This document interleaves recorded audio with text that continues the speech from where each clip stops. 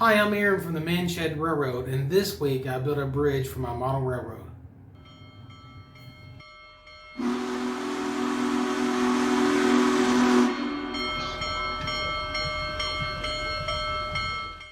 So I'm working on a process to get a board to go across from here to there.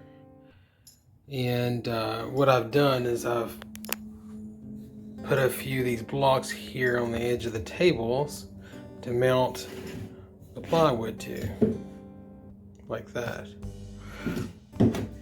And as you can see, I've already done that on this side, and it's pretty sturdy.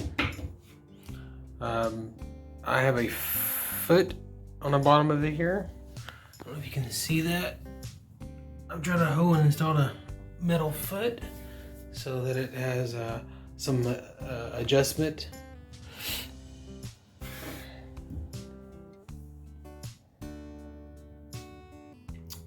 So let's see what happens next. Alright, so I have the bridge up and connected with a couple of hinges. There's my hinges. And it looks great. It's definitely a rough draft, but it looks great. There's one thing wrong with this, and that is it doesn't work. When I go to lift this bridge up, look what happens. The track is being pushed out of the way, and if it was glued to this board, it would have been crushed. So this pivot point for these hinges are just not going to work. I'm going to have to come up with something different. I am going to check out what Tom on Tom's Trains and Things did for his lift up bridge. I believe he ended up taking a couple of boards. He ended up taking a couple of boards and making a pivot point at some, maybe 5 or 6 inches down here, and then pivoting on that point. I think that would work. I think if we had a pivot point at about this length, then it would be a smooth transition. So I'm going to work on building that out, and I'll show you guys what the final result is. So stay tuned. Alright, so we're back, and this is what I built. I built it off of Tom's and Train's lift up bridge video that he had made. I think it's going to be a success. I mean, it was a success for Tom, so it should be a success for me. So the next thing I'm going to do is I'm going to take a piece of plywood and secure them to these blocks and mark where my cutout it will be for the centerpiece.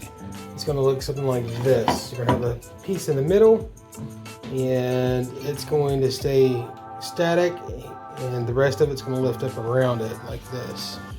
So stay tuned and we'll see what we come up with.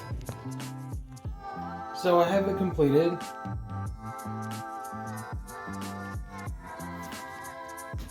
And when I went to test it,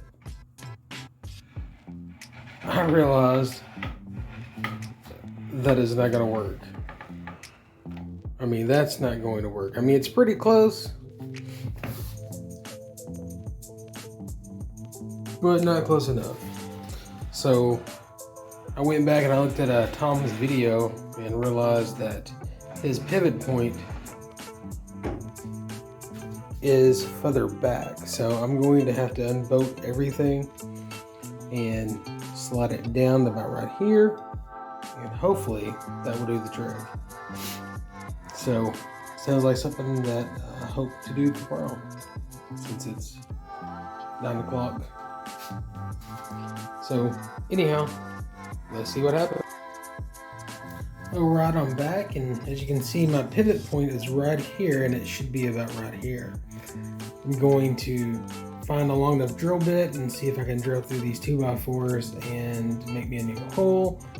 And hopefully, with a little bit of luck, everything will line up perfectly, and I will be able to finish this bridge out and go ahead and start putting some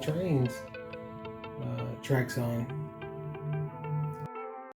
So I found me a long drill bit. It's a Harbor Freight Special, and it's about 25.5 inches long. This thing chewed through like 4 pieces of 2x4s in just a few minutes. This is pretty awesome.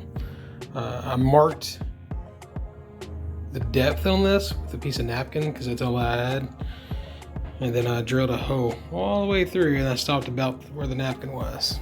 As you can see, there's a nice hole there. I can tell you what, a sharp drill bit makes the world of a difference. All right, so I was able to finish it.